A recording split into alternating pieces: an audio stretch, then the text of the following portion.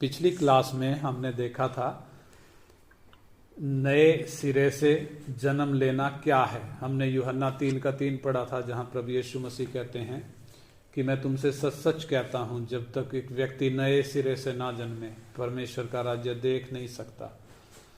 तो हमने वो परमेश्वर का राज्य देखना यानी नए सिरे से जन्म लेना वो क्या है, वो थोड़ा हमने पिछली बार देखा था। और हम उस एंड पर आए थे कि परमेश्वर किसको चुनता है, यानी व्यक्तियों को चुनने का आधार क्या है, जिसके जीवन में परमेश्वर ये नए सिरे से जन्म का काम करता है। किसके जीवन में करता है? परमेश्वर जो सारे जगत का परमेश्वर है, सारे संसार को उसने बनाया है, अपने लिए बनाया है। और परमेश्वर के विषय में लिखा है, परमेश्वर नहीं चाहता कि कोई भी पापी नाश हो जाए, बल्कि वो तो ये चाहता है कि सब मनुष्यों का उद्धार हो और वो सत्य को भली भांति पहचान लें। लेकिन परमेश्वर हर किसी का उद्धार नहीं करता, हर किसी को नए सिरे से जन्म नहीं देता। यदि एक पापी व्यक्ति ने नए सिरे से जन्म पाना है, यानी परमेश्वर ने उसको यदि जगत में से चुनना है और उसे उद्धार देना है, तो ये परमेश्वर ने करना है, परमेश्वर ने उसको उद्धार देना है। तो आइए हम जानते हैं कि किसके जीवन में परमेश्वर ये काम करेगा। परमेश्वर का उस व्यक्ति को चुनने का आधार क्या है? रोमियो की पत्री उसका 8 अध्याय 29 और 30 वचन हम पढ़ेंगे। रोमियो की पत्री 8 अध्याय का 29 और 30 वचन।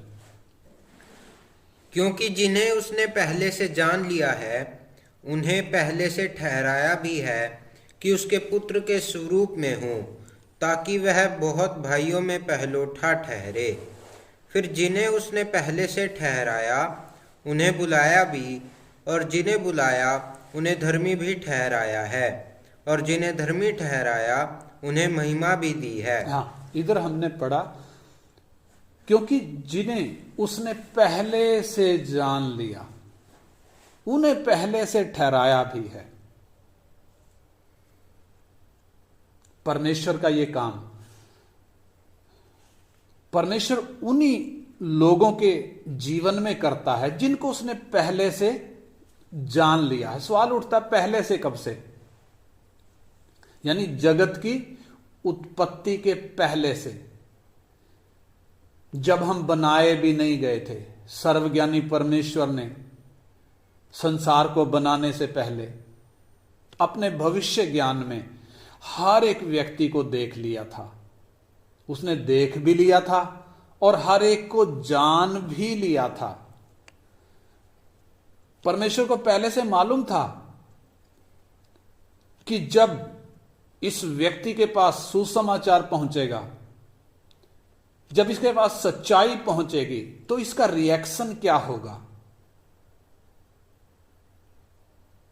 यानी जिसको सत्य की भूख है, उसकी पहचान क्या है कि जब सत्य उसके पास पहुंचता है, वो किसी भी कीमत पर सत्य को स्वीकार करता है। और परमेश्वर पहले से जानता था कि हम सत्य पर विश्वास करेंगे या नहीं करेंगे। सर्वज्ञानी परमेश्वर ने हमारा जन्म ही नहीं, हमारा अंत भी देख लिया है। परमेश्वर एक सच्चा न्यायी है, वो किसी के साथ भी पक्षपात नहीं करता।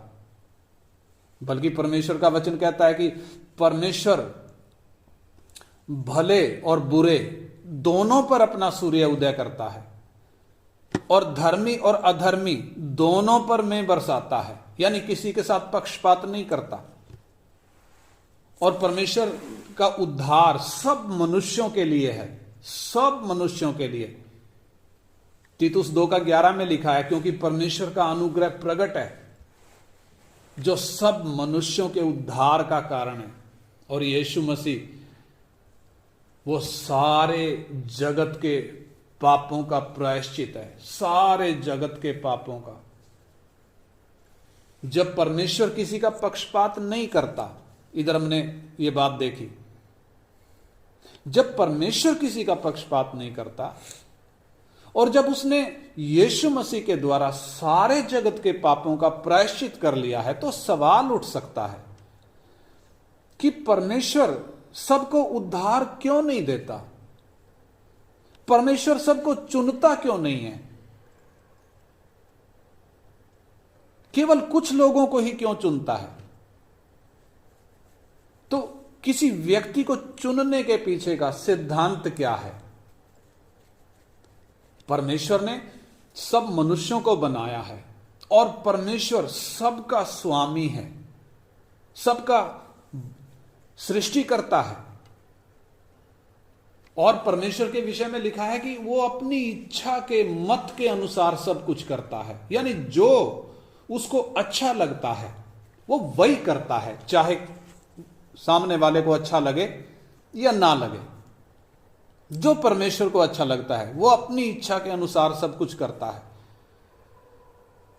और परमेश्वर ने इंसान को अपनी योजना के तहत बनाया है, उसे अनंत काल तक राज्य करने के लिए बनाया गया है। और यही कारण है कि उसे कठपुतली नहीं बनाया, बल्कि उसे स्वतंत्र बनाया है।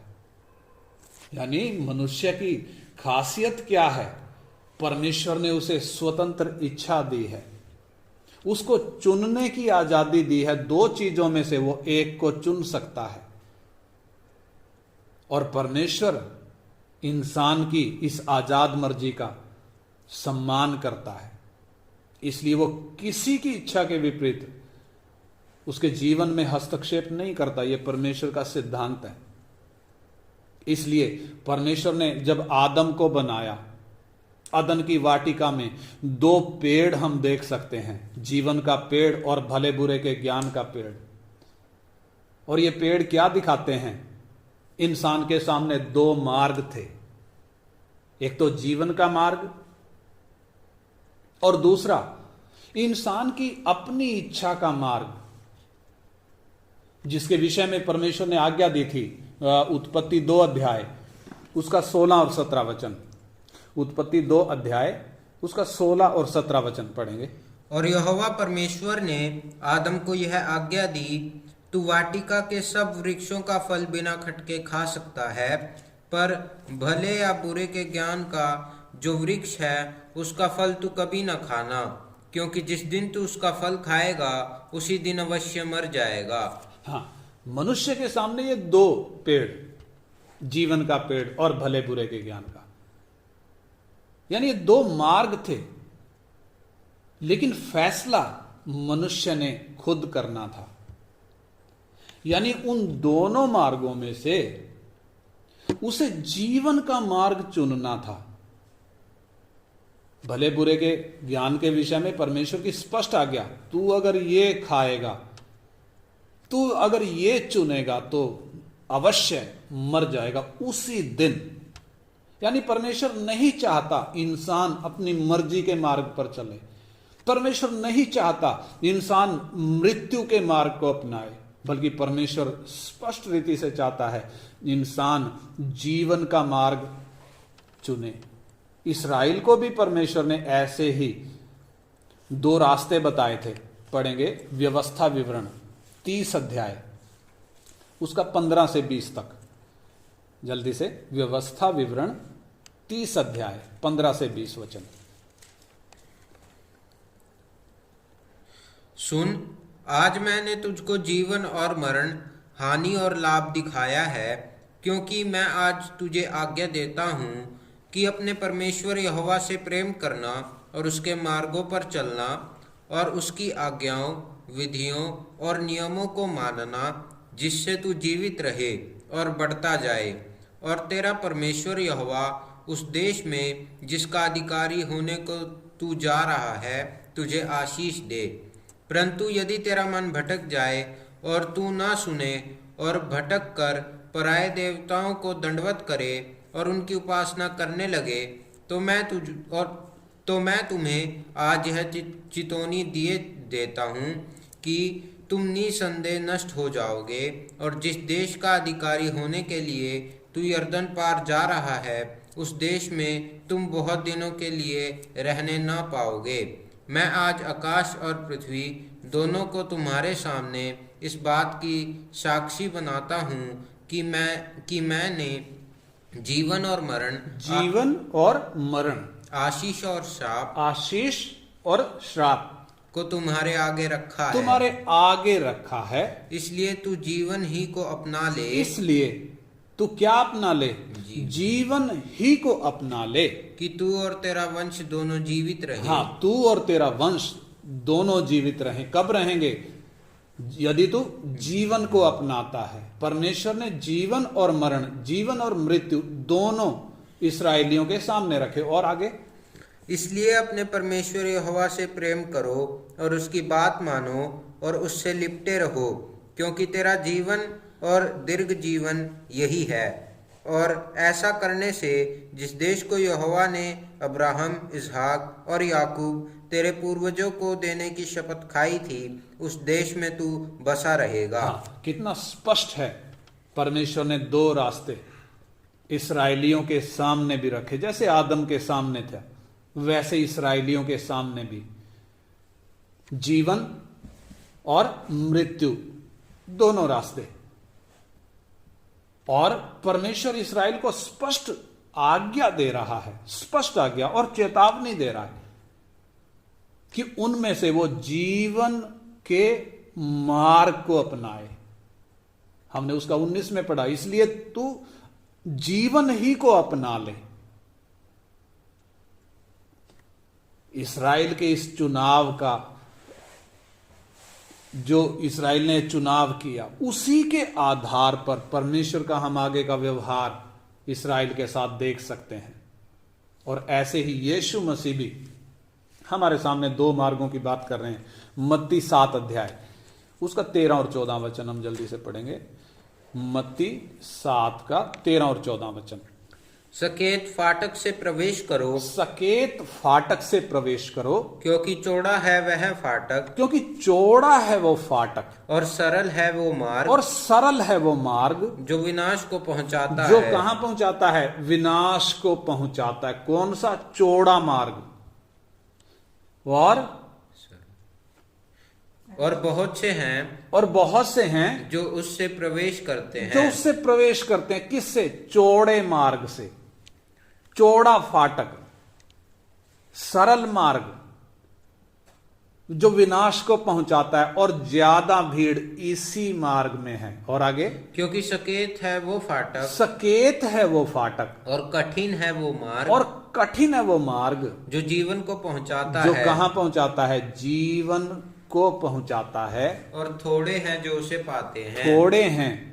उसे पाते हैं। यानी दो रास्ते, सरल, चौड़ा जो विनाश का मार्ग है जिसमें भीड़ है, और दूसरा सकेत फाटक है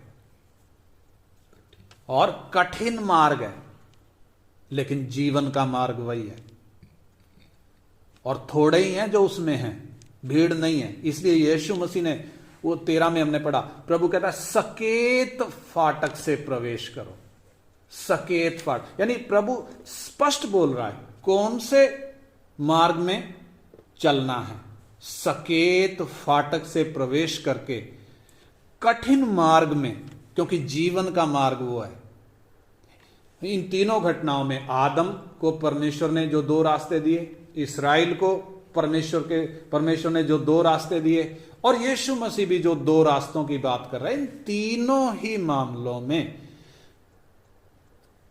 स्पष्ट है कि शुरू से लेकर परमेश्वर आज तक इंसान के सामने दोनों मार्ग रखता आया, दोनों विकल्प हैं उसके सामने। और हर बार परमेश्वर मनुष्य को साफ तौर पर कह रहा है, साफ साफ कह रहा है कि इन दो में से तुम जीवन का मार्ग चुन लो, मृत्यु का मार्ग छोड़ दो, बल्कि जीवन का मार्ग चुन लो। दोनों में से इंसान ने अपनी स्वतंत्र इच्छा में जीवन का मार्ग चुनना है। परमेश्वर चाहता है कि इंसान जीवन का मार्ग चुने, यह परमेश्वर की दिली इच्छा है। लेकिन यह मनुष्य ने चुनना है। मनुष्य ने खुद अपनी मर्जी से इन दो रास्तों में से, जीवन के रास्ते में से और मृत्यु के रास्ते में से, जीवन के रास्ते को इंसान ने चुनना है। सही और गलत में से सही का चुनाव करना है, क्योंकि परमेश्वर स्वर्ग में बैठकर कठपुतली का नाच नहीं खेल रहा है। इंसान को कठपुतली नहीं बनाया कि परमेश्वर कठपुतली की तरह उसे जो चाहे उससे वो करवाए, नहीं, बल्कि परमेश्वर ने इंसान को चुनने की आजादी दी है। स्वतंत्र इच्छा जिसको हम बोलते हैं, यानी हर एक व्यक्ति को मर्जी है, वो चाहे जो करे। और यही कारण है कि परमेश्वर मनुष्य के साथ कभी भी जबरदस्ती नहीं करता, कभी भी जबरदस्ती नहीं करता। इंसान की इच्छा के खिलाफ परमेश्वर कभी हस्तक्षेप नहीं करता। आज भी ये दोनों मार्ग इंसान के सामने हैं, आज भी हैं। लेकिन परमेश्वर ने यदि किसी मनुष्य को जीवन के मार्ग में लाना है, यानी उसका उद्धार करना है, तो परमेश्वर कभी भी जबरदस्ती नहीं करेगा, इंसान की अनुमति के बिना कुछ नहीं करेगा। एक इंसान ने खुद अनुमति देनी है, और बिना अनुमति के परमेश्वर उसके जीवन में कभी भी उद्धार का काम करेगा नहीं। यानी परमेश्वर ने हम सबको बनाया, वो हमसे प्रेम करता है और वो चाहता है कि हम सत्य को भली भांति पहचाने। वो चाहता है कि हम उद्धार पाएं। वो चाहता है कि हम पाप और मृत्यु के बंधन से छूटकर अनंत काल का जीवन पाएं। लेकिन परमेश्वर इस बात को अच्छी तरीके से जानता है कि हम अपनी भक्ति या अपने धर्म के कामों के द्वारा कभी भी उद्धार नहीं पा सकते। इसलिए परमेश्वर ने मनुष्य के शरीर में आकर क्रूस पर संपूर्ण मानव जाति के पापों का प्रायश्चित किया है, और आपके और मेरे प्राणों के लिए उसने छुड़ौती दी है। छुड़ौती के लिए पूरी कीमत चुकाई है। इंग्लिश में रैंसम, यानी पूरा छुड़ौती की रकम परमेश्वर ने खुद चुकाई है। परंतु ये इतना कुछ परमेश्वर ने जब किया है, प्रायश्चित किया है, वो प्रायश्चित को यदि आपके जीवन में काम करना है, उस छुड़ौती ने यदि आपके लिए कार्यकारी होना है, तो खुद आपने अपनी इच्छा से इसके लिए अनुमति देना है।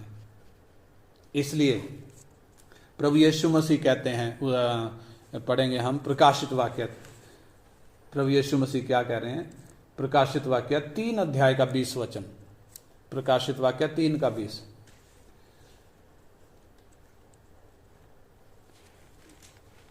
प्रकाशित वाक्य 3 का 20। देख, मैं द्वार पर खड़ा हुआ खटखटाता हूँ। यदि कोई मेरा शब्द सुनकर द्वार खोलेगा, तो मैं उसके पास भीतर आकर उसके साथ भोजन करूंगा और वह मेरे साथ। हाँ, प्रभु यीशु मसीह क्या कह रहे हैं, देख मैं द्वार पर खड़ा हुआ खटखटाता हूं।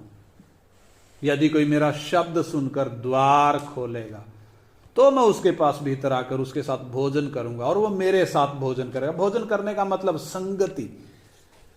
जरा सोच कर देखें, जिसने सब कुछ बनाया है, जो मालिक है, जो परम अधिकारी है, जो अपनी इच्छा के मत के अनुसार सब कुछ करता है, वो दरवाजे पर बाहर खड़ा हुआ खटखटा रहा है। दरवाजे पर खड़ा हुआ खटखटा रहा है कौन? मालिक। वो आपको दरवाजा खोलने के लिए क्यों कह रहा है? वो खुद ही दरवाजा खोलकर अंदर क्यों नहीं आ जाता? यानी वो आपको पूछे बिना आपका उद्धार नहीं करेगा। आपको पूछे बिना आपके जीवन में नए सिरे से जन्म का वो अनुभव नहीं देगा, क्योंकि उसका सिद्धांत है वो आपकी मर्जी के बिना आपके जीवन में हस्तक्षेप नहीं करेगा। उदाहरण के लिए कुंवारी मरियम, परमेश्वर ने उसके पास प्रधान दूत को भेजा। काय के लिए भेजा? मरियम की इजाजत लेने के लिए। सर्वशक्तिमान परमेश्वर ने अपनी सृष्टि के पेट में यदि आना है तो सृष्टि ने इजाजत देनी है। कमाल है। मालिक, सारी सृष्टि का मालिक किससे इजाजत ले रहा है? कितनी बड़ी बात है। परमेश्वर हमारी आजाद मर्जी का कितना आदर करता है। और लिखा है उधर लूका 1:38, लूका 1 अध्याय का 38 वचन, लूका 1:38।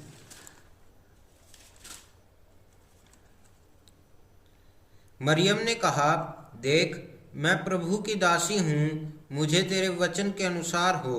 तब स्वर्गदूत उसके पास से चला गया। हाँ, स्वर्गदूत ने जब मरियम को आकर वो सारी बातें बताई, आप पढ़ सकते हैं बाद में, तब लास्ट में मरियम क्या कह रही है? देख मैं प्रभु की दासी हूं, मुझे तेरे वचन के अनुसार हो।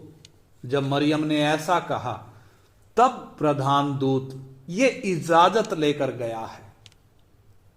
और उसके बाद हम देखते हैं सृष्टि का मालिक इंसान के शरीर में वो उस मरियम के गर्भ में आया, जिसको बाद में यीशु कहा गया। ऐसे ही परमेश्वर सब लोगों का उद्धार क्यों नहीं करता? क्योंकि वो किसी की इच्छा के विरुद्ध काम नहीं करेगा।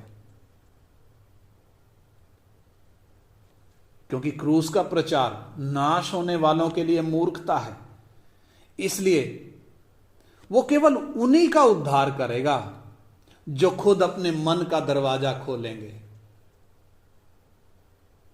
खुद खोलेंगे।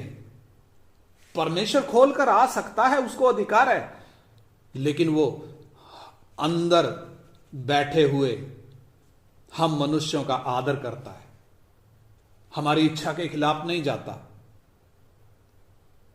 यदि ऐसा तो आप सोच कर देखें, आजकल जो प्रचार हो रहे हैं, क्या परमेश्वर आशीष या चंगाई या स्वर्ग का लालच देकर किसी को अपने पास बुलाएगा? क्या वो नरक में जाने की धमकी देकर किसी को अपने पास बुलाएगा कि लोग उसकी बात मान लें? बिल्कुल भी नहीं, कदापि नहीं। आज दुनिया भर में यीशु के नाम में यही तो हो रहा है। यानी लोगों को लालच दिया जा रहा है कि आपकी समस्याओं का हल हो जाएगा, आपको दुष्ट आत्माओं से छुटकारा मिल जाएगा, आपको बीमारी से चंगाई मिल जाएगी, आपको नौकरी मिल जाएगी, आपको आशीष मिल जाएगी। प्यारे अजीजों, ये परमेश्वर का काम नहीं है, बल्कि शैतान का काम है। और शैतान ने इसके लिए अपने लोगों को अभिषेक करके भेजा है, उनके हाथ में बाइबल दे दी है कि वो यीशु के नाम में ये सब काम करें। आपने उद्धार पाया या नहीं पाया, ऐसे लोगों को उस बात से कोई मतलब नहीं है। उनको परमेश्वर के वचन से भी कोई मतलब नहीं है, उपदेश से कोई लेना देना नहीं है। आपकी आत्मिक हालत क्या है, इस बात से उनको कोई मतलब नहीं।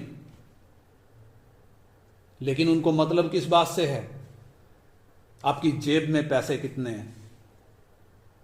उनको भीड़ बढ़ाने से मतलब है, क्योंकि उनके सामने जितनी ज्यादा भीड़ होगी उतना ही उनका धंधा चमकेगा। इसलिए वो चाहते हैं कि आपको नौकरी मिले, आपका बिजनेस तरक्की करे, ताकि आपके पास ज्यादा पैसे आए। ज्यादा पैसे होंगे तो आप उनको दान भी ज्यादा देंगे।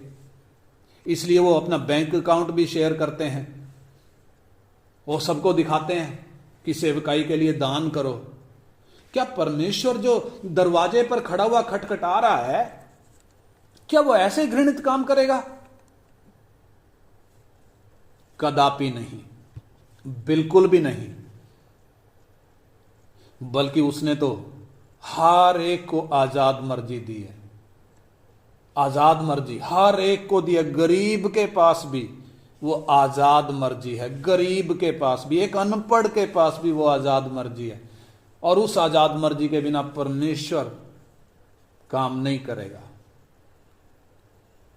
उसने हर एक को चुनने की आजादी दी है ताकि सोच समझकर निर्णय ले सकें। जीवन के मार्ग और मृत्यु के मार्ग में से जीवन के मार्ग को चुन सकें, ताकि सही और गलत में से सही का चुनाव कर सकें। इसलिए परमेश्वर हर एक मनुष्य की उस स्वतंत्र इच्छा का आदर करता है और कभी भी उसमें हस्तक्षेप नहीं करता। यानी परमेश्वर का चुनने का आधार एक व्यक्ति की स्वतंत्र इच्छा। रोमी 1 अध्याय उसका 18 वचन हम पढ़ेंगे। रोमी 1 का 18। परमेश्वर का क्रोध तो उन लोगों की सब अभक्ति और अधर्म पर स्वर्ग से प्रकट होता है जो सत्य को अधर्म से दबाए रखते हैं। हाँ, इधर हमने पढ़ा परमेश्वर का क्रोध प्रकट हो रहा है। किन पर? जो सत्य को अधर्म से दबाए रखते हैं। तो सवाल उठता है, परमेश्वर का क्रोध कैसे प्रकट हो रहा है? अलग अलग जो प्राकृतिक आपदाएं आ रही हैं, भूकंप आते हैं, सुनामी का नाम भी कुछ सालों पहले तो हम नहीं जानते थे, लेकिन अब हर कोई जानता है। सुनामी, अकाल, भूखमरी, कोरोना महामारी का भी कुछ साल पहले कुछ नहीं पता था। लॉकडाउन किसी ने नहीं सुना था, लेकिन हम महामारी के बाद एक देख रहे हैं। इंसान जोर लगाता है, लेकिन बस की बात नहीं है इंसान के। कितना भी साइंस तरक्की कर ले, मेडिकल साइंस, टेक्नोलॉजी कितना भी तरक्की कर ले, लेकिन ये प्राकृतिक आपदाएं, इनके द्वारा परमेश्वर स्वर्ग से क्रोध की वो झलक दिखा रहा है। पूरा क्रोध नहीं डाल रहा, बल्कि झलक दिखा रहा है।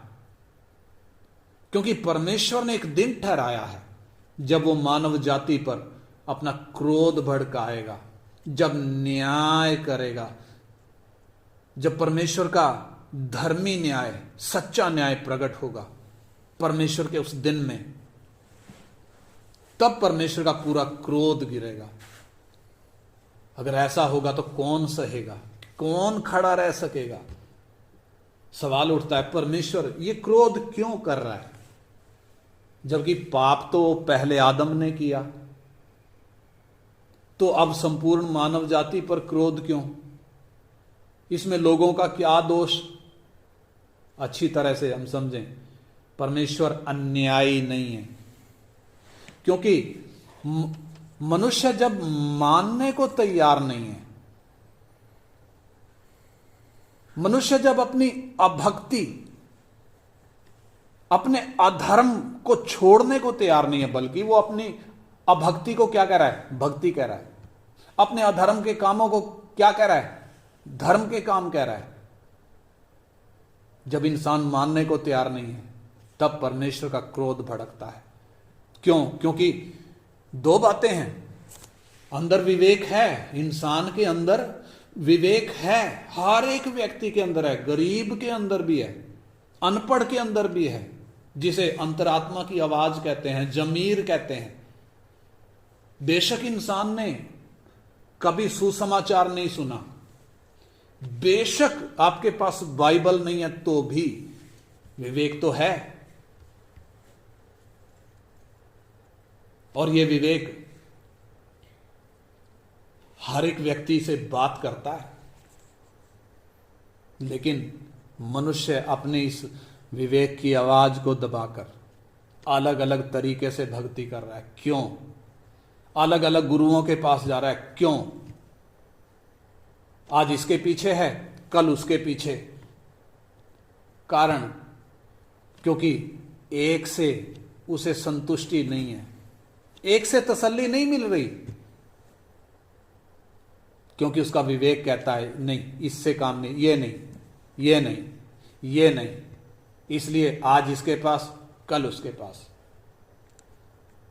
हर एक मनुष्य के विवेक में परमेश्वर के नियम लिखे हुए हैं, परमेश्वर की व्यवस्था हर एक व्यक्ति के विवेक में लिखी हुई है, जिनको हम नैतिक नियम भी कहते हैं। लोग यदि चाहें, मैं और आप, बेशक हमने कभी बाइबल नहीं पढ़ी, यदि चाहें तो इस विवेक की आवाज को सुनकर चल सकते हैं, क्योंकि हर एक मनुष्य के विवेक में उन बातों को पहचानने की शक्ति है जो अनैतिक हैं, जो परमेश्वर के स्वभाव के विपरीत हैं। उदाहरण के लिए, किसी को पढ़ाने या सिखाने की जरूरत नहीं, क्योंकि हर कोई जानता है कि झूठ बोलना पाप है, हर कोई जानता है, लेकिन फिर भी झूठ बोलते हैं। हर किसी को पता है कि चोरी करना पाप है, लेकिन फिर भी मौका मिलते ही चोरी करते हैं, हेराफेरी करते हैं, मौका मिलना चाहिए। और जब विवेक में लिखे उन नैतिक नियमों के खिलाफ काम करते हैं तो विवेक दोष देता है।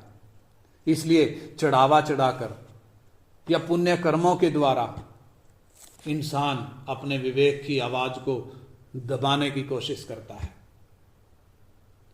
परंतु कई ऐसे भी हैं जो अपने विवेक की आवाज को सुनते हैं, झूठ नहीं बोलते, रिश्वत नहीं लेते, लेकिन जब वो ऐसा करते हैं, मालूम है, यही बात उनके लिए घमंड का कारण बन जाती है। वो घमंडी हो जाते हैं कि मैं कभी झूठ नहीं बोलता। अपने आप को नम्र करने की बजाय वो क्या करते हैं, घमंडी हो जाते हैं। और विवेक के अलावा सृष्टि भी है जो इंसान से बात करती है। हमने वो रोमी 1 का 18 पढ़ा, उसका 19 वचन पढ़े, 19 और 20 वचन, रोमी 1 का 19-20। इसलिए कि परमेश्वर के विषय का ज्ञान, हाँ, परमेश्वर का क्रोध क्यों प्रकट हो रहा है? क्योंकि परमेश्वर के विषय का ज्ञान उनके मनों में प्रकट है। हाँ, इंसान के मनों में प्रकट है, क्योंकि परमेश्वर ने उन पर प्रकट किया है। परमेश्वर ने अपने विषय का ज्ञान इंसान पर प्रकट किया है। उसके अनदेखे गुण, परमेश्वर के अनदेखे गुण, अर्थात उसकी सनातन सामर्थ, हाँ, और परमेश्वरत्व, हाँ, जगत की सृष्टि के समय से, जगत की सृष्टि के समय से उसके कामों के द्वारा देखने में आते हैं। उसके कामों के द्वारा देखने में आते हैं, यहाँ तक कि वे निरुत्तर हैं। हाँ, आप इस अध्याय को पूरा पढ़ना बाद में, किस प्रकार परमेश्वर के काम प्रकट हो रहे हैं। और इंसान को मालूम है कि एक परमेश्वर है, सृष्टि बात कर रही है, लेकिन फिर भी इंसान ने उस सृष्टिकर्ता को छोड़कर सृष्टि की पूजा अर्चना शुरू कर दी। यानी जो महिमा उस सच्चे परमेश्वर को देनी थी, उस एकमात्र परमेश्वर को जो महिमा देनी थी, जो धन्यवाद करना था, उसको छोड़कर इंसान किन बातों में लग गया? अपने हाथ की कारीगरी, अपने आप को बुद्धिमान जताकर मूर्ख बन बैठा। भजन संहिता 19 अध्याय में भी हम पढ़ सकते हैं, आकाश परमेश्वर की महिमा का वर्णन करता है और आकाश मंडल उसकी हस्तकला को प्रकट करता है, उसकी कारीगरी को दिखाता है। कितना बड़ा कारीगर है परमेश्वर, कितना महान है, सृष्टि प्रकट कर रही है। और इतना होने पर भी जब लोग मन फिराने को तैयार नहीं है, तब परमेश्वर का क्रोध भड़कता है। परमेश्वर की नजर सारी मानव जाति पर है, हर एक व्यक्ति पर परमेश्वर की नजर है। भजन संहिता 53 अध्याय जब हम पढ़ें 2 और 3 वचन, उधर साफ साफ लिखा है परमेश्वर स्वर्ग से दृष्टि कर रहा है और क्या देख रहा है? कोई भी धर्मी नहीं, एक भी धर्मी नहीं, सबके सब हट गए, सबके सब बिगड़ गए। यानी कहां से हट गए? कहां से? उस जीवन के मार्ग से, कौन सा मार्ग चुन लिया? मृत्यु का मार्ग चुन लिया।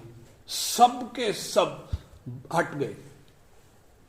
तो भी परमेश्वर का वो करुणा, उसकी वो दया को जरा हम देखें। हर एक मनुष्य के मन पर परमेश्वर की नजर है, हर एक मनुष्य के मन पर। परमेश्वर हर एक मनुष्य के मन को जांचता है। नीति वचन 16:2, नीति वचन 16:2, जल्दी से, नीति वचन 16:2। मनुष्य का सारा चाल चलन अपनी दृष्टि में पवित्र ठहरता है, परंतु यहोवा मन को तौलता है। हाँ, देखिए कितना सटीक। मनुष्य का सारा चाल चलन अपनी खुद की दृष्टि में पवित्र ठहरता है। यानी इंसान अपने आप को क्या समझता है? मेरा चाल चलन बिल्कुल ठीक है, मैं जो भक्ति कर रहा हूं, मैं जो धर्म के काम कर रहा हूं, बिल्कुल ठीक है। लेकिन परमेश्वर मन को तौलता है। मन में क्या है? और इसका 21:2 भी पढ़ें, 21:2। मनुष्य का सारा चाल चलन अपनी दृष्टि में तो ठीक होता है, परंतु यहोवा मन को जांचता है। हाँ, मनुष्य का सारा चाल चलन अपनी खुद की दृष्टि में तो ठीक होता है, लेकिन परमेश्वर मन को जांचता है। और उसका एक और वचन पढ़ेंगे, यिर्मयाह 17:10, यिर्मयाह 17:10, 17:10। मैं यहोवा मन की खोजता। हाँ, परमेश्वर कह रहा है कि मैं यहोवा मन की खोजता और हृदय को जांचता हूँ, हृदय को जांचता हूं, ताकि प्रत्येक जन को, ताकि प्रत्येक व्यक्ति को उसकी चाल चलन के अनुसार, उसकी चाल चलन के अनुसार, अर्थात उसके कामों का फल दूं। उसके कामों का फल दूं। कैसे? परमेश्वर हर एक व्यक्ति के मनों को जांचता है, हर एक के मन को जांचता है। यानी इंसान के चाल चलन पर, इंसान के मन पर, इंसान के मार्ग पर परमेश्वर की नजर है। हम दुनिया भर में देख सकते हैं, हर एक देश, हर एक भाषा, हर एक जाति, हर एक कुल के व्यक्ति अलग अलग प्रकार की भक्ति करते हैं, जैसा जिसको अच्छा लगता है, जैसा देखते आए हैं, जैसे पूर्वजों से देखा है। अलग अलग प्रकार के धर्म के काम करते हैं। और बहुत से लोग हैं जो पूरी श्रद्धा के साथ भक्ति करते हैं, पूरी गंभीरता के साथ करते हैं। और बहुत से हैं जो कड़ी तपस्या करते हैं, कड़ी तपस्या। लेकिन इतना सब होने के बाद भी परमेश्वर उनको उद्धार क्यों नहीं दे रहा? भीड़ की भीड़ जा रही है, कितने नंगे पैर जा रहे हैं, कितने लंबे लेट लेट कर जा रहे हैं। सवाल उठता है, हे परमेश्वर, ये इतनी भक्ति कर रहे हैं तो इनको उद्धार क्यों नहीं दे देता?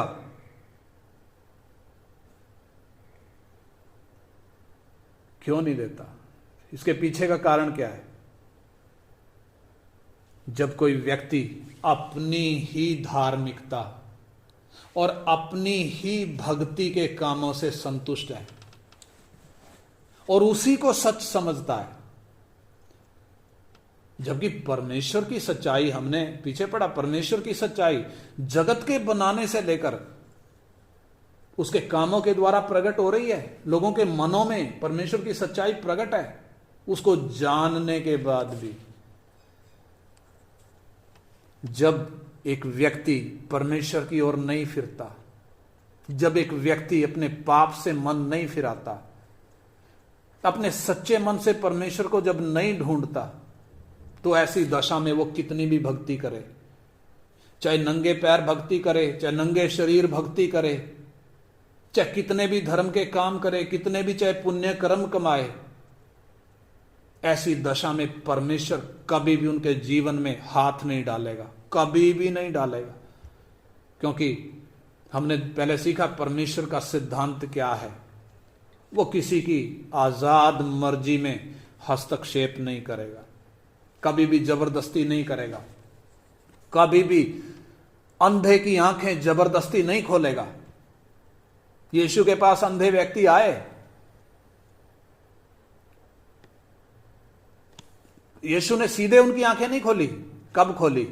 जब उस व्यक्ति ने कहा, प्रभु ने पूछा, तू क्या चाहता है कि मैं तेरे लिए करूं? वो व्यक्ति क्या कह रहा है? प्रभु यही कि मैं देखने लगूं। प्रभु कहता, जा, तेरे विश्वास ने तुझे चंगा किया है। यानी यीशु किसी की आंखें जबरदस्ती नहीं खोला। आज भी परमेश्वर किसी की आंखों को जबरदस्ती नहीं खोलता है। जब एक व्यक्ति अपने विवेक की भी नहीं सुन रहा, सृष्टि के द्वारा भी जब नहीं समझ रहा, और अपने आप को नम्र नहीं करता है, पाप से मन नहीं फिराता है, सत्य को जब वो जानना नहीं चाहता है, तो कभी भी परमेश्वर हस्तक्षेप नहीं करेगा। लेकिन दूसरी तरफ हम देखें, दूसरी तरफ जब एक व्यक्ति अपने विवेक की आवाज को सुने, जब सृष्टि के द्वारा परमेश्वर की आवाज को सुने और अपने आप को नम्र करे और अपने पापों से मन फिराए, सत्य को जानना चाहे, और उसके लिए जब एक व्यक्ति कोशिश करे, सच्चे मन से जब कोशिश करे, तो भी क्या वो उद्धार पालेगा? नहीं। कारण इंसान अपने बल से, अपने प्रयासों से, अपनी भक्ति से कभी भी उद्धार पा नहीं सकता। बेशक वो चाहता है तो भी, इंसान सत्य को जानना चाहता है तो भी वो उद्धार नहीं पा सकता। लेकिन हमने पढ़ा, परमेश्वर की नजर हर एक व्यक्ति के मन पर है। परमेश्वर जब सत्य जानना चाहता है, बेशक इंसान सत्य नहीं जान पा रहा, चाहने पर भी जब वो असहाय है, जब वो असमर्थ है, क्योंकि आत्मिक आंखें बंद हैं, पाप और शैतान का गुलाम होने के कारण, जब वो आत्मिक अंधकार में है, जब वो परमेश्वर के पास नहीं आ पा रहा, परमेश्वर की उपस्थिति में जब वो बहाल नहीं हो पा रहा, तब परमेश्वर पहल करता है। परमेश्वर, एक वचन पढ़ेंगे, 1 कुरिन्थी 2:14, 1 कुरिन्थी 2:14, जल्दी से, 1 कुरिन्थी 2:14,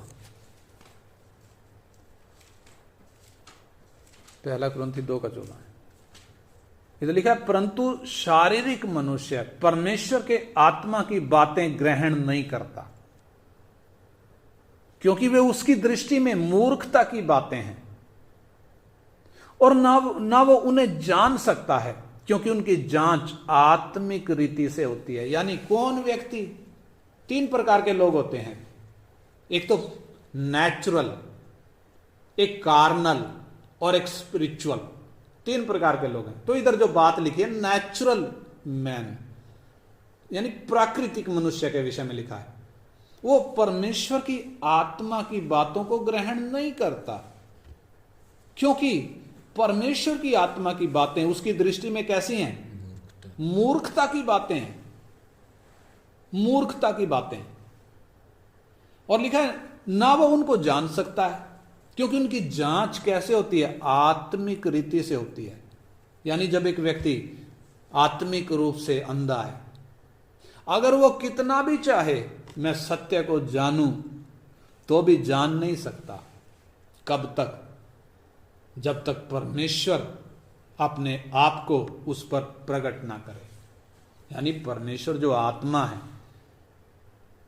वो आत्मा की दुनिया को एक आत्मिक व्यक्ति ही समझ सकता है, लेकिन जो आत्मिक रूप से अंधा है, मैंने बताया, जो प्राकृतिक है, वो कभी भी परमेश्वर की बातों को, आत्मिक बातों को अपनी बुद्धि लगाकर नहीं समझ सकता, जब तक परमेश्वर उसकी आंख ना खोले। बेशक ऐसा व्यक्ति आत्मिक बातों को ना समझता हो, बल्कि उन्हें मूर्खता समझता हो, तो भी परमेश्वर की नजर तो उसके मन पर है ना। परमेश्वर तो देख रहा है ना कि इसको सत्य चाहिए, परमेश्वर तो देख रहा है ना कि ये कुछ ढूंढ रहा है, इसकी नजर सच्चाई पर है, और परमेश्वर उसके मन की तमन्ना को देखकर कि उसकी इच्छा क्या है, उसकी खोज क्या है। क्या वो अपनी भक्ति या अपने कामों से संतुष्ट है या इसे सत्य चाहिए? परमेश्वर की नजर उधर है। यानी परमेश्वर हर व्यक्ति की उस सोच को देखता है और उस सोच के आधार पर, उस मन की तमन्ना के आधार पर परमेश्वर कार्य करता है। दूसरा इतिहास 16:9 में लिखा है, देख यहोवा की दृष्टि सारी पृथ्वी पर इसलिए आगे पीछे घूमती रहती है कि किसका मन उसकी ओर निष्कपट है, ताकि उसकी सहायता में परमेश्वर अपनी सामर्थ्य दिखाए। यानी हर एक व्यक्ति के वो मन पर परमेश्वर की नजर है। और एक व्यक्ति यदि सत्य को ढूंढ रहा है, अपनी भक्ति से संतुष्ट नहीं है, अपने कामों से संतुष्ट नहीं है, यानी थोड़ी सी भी मन में सत्य को जानने की ललक है, थोड़ी सी भी ललक है, बेशक वो जान नहीं पा रहा तो भी परमेश्वर पहला कदम उठाता है। परमेश्वर पहला कदम उठाता है। कैसे उठाता है? परमेश्वर अपना सुसमाचार उसके पास पहुंचाता है। हम परमेश्वर के वचन बाइबल में बहुत सारे उदाहरण देखते हैं। चरवाहे जो रात को मैदान में अपनी भेड़ों की रखवाली कर रहे थे, स्वर्गदूतों ने आकर उनको सुसमाचार सुनाया, तुम्हारे लिए एक उद्धारकर्ता जन्मा है। और शमौन, वो यरूशलेम का रहने वाला, जो यरूशलेम के छुटकारे की बाट देखता था, यीशु को अपने हाथों में उठाया। हन्ना 84 साल की विधवा, उसने भी यीशु को देखा। यानी परमेश्वर की नजर किस पर है? जब यीशु का जन्म हुआ, किन पर प्रकट होना चाहिए था? महायाजक है, याजक हैं, इस्राएली हैं, इस्राएली पूर्णीय हैं, फरीसी हैं, शास्त्री हैं, मंदिर में सेवा करने वाले याजक हैं, लेकिन किसी पर भी यीशु का जन्म प्रकट नहीं हुआ। मसीहा आ गया करके किसी पर प्रकट नहीं हुआ, जबकि उनके हाथों में लिख कर दिया था। उनको मालूम था कहां पैदा होगा, तो भी उनकी आंखें बंद रही, कारण उनको वो सत्य नहीं चाहिए। लेकिन जिनको जो ढूंढ रहे थे, उन पर वो सत्य खुल गया। वो मजूसी, वो पूर्व देश के रहने वाले, वो बुद्धिमान लोग, मालूम है उनको तारा दिखा, और तारा दिखते ही उन्होंने जो फैसला किया, वो कहां तक पहुंच गए। यानी परमेश्वर मन की उस स्थिति को देखता है। तो सामरी स्त्री जिसके पास यीशु गया, कुएं के पास क्यों गया? उधर लिखा है यीशु को सामरिया से होकर गुजरना अवश्य था, कारण उसकी नजर उस सामरी औरत पर थी। चुंगी लेने वाला जक्कई, प्रभु यीशु की नजर उसकी उस जक्कई पर थी, इसलिए वह यरीहो के बीच में से होकर गुजरा। इथियोपिया का वो वित्त मंत्री खोजा, परमेश्वर ने उसके पास अपने दास फिलिप्पुस को भेजा ताकि उसको सुसमाचार सुनाए। शाऊल जो बाद में पौलुस बना, हम जानते हैं कलीसिया को सताने वाला था, लेकिन उसके मन की स्थिति परमेश्वर जानता था। कुरनेलियुस अपने परिवार के साथ जो भक्ति करता था, इटली की आर्मी का जो सूबेदार था, परमेश्वर ने अपने दास पतरस को उसके पास भेजा। मैंने इतने सारे उदाहरण बताए, कितने सारे और भी उदाहरण हैं। यानी परमेश्वर की नजर किधर है? एक व्यक्ति के मन पर। अगर सत्य ढूंढ रहा है, परमेश्वर सत्य को प्रकट करेगा। जिन व्यक्तियों का मैंने जिक्र किया, वे भी आपके समान पापी ही थे। वे भी परमेश्वर को जानते ना थे, वे सत्य को पहचानते ना थे, लेकिन पापी होने के बावजूद, परमेश्वर को ना जानने के बावजूद, वे सत्य के खोजी थे। परमेश्वर की नजर उनके मन पर थी, इसलिए उनके मन की ललक को देखकर परमेश्वर ने उन तक अपना सुसमाचार पहुंचाया। और इन लोगों ने सुसमाचार सुनकर जो निर्णय लिया, उन्होंने जो कदम उठाया, उससे मालूम चलता है कि वे वास्तव में सत्य को ढूंढते थे। इस कारण परमेश्वर ने सत्य उन तक पहुंचाया। प्यारे भाई, प्यारी बहन, आपके मन की स्थिति कैसी है? आप क्या ढूंढ रहे हैं? क्या आप अपनी ही भक्ति से संतुष्ट हैं? क्या आप अपने ही धर्म के कामों से प्रसन्न हैं? या आपके मन में कहीं ना कहीं सत्य के लिए ललक है? शायद सत्य की ललक आपके मन में है, इसलिए यह वचन आप तक पहुंच रहा है। परमेश्वर की नजर आपके मन पर है। इस वचन के माध्यम से आज उसकी आवाज आपके कानों में गूंज रही है। आज वो आपके मन के दरवाजे पर खटखटा रहा है। वो चाहता है कि आप जीवन पाएं और बहुतायत का जीवन पाएं। इसलिए उसने ये वचन आप तक पहुंचाया। आइए हम घुटने टेक कर उसको स्वीकार करें, उसका अंगीकार करें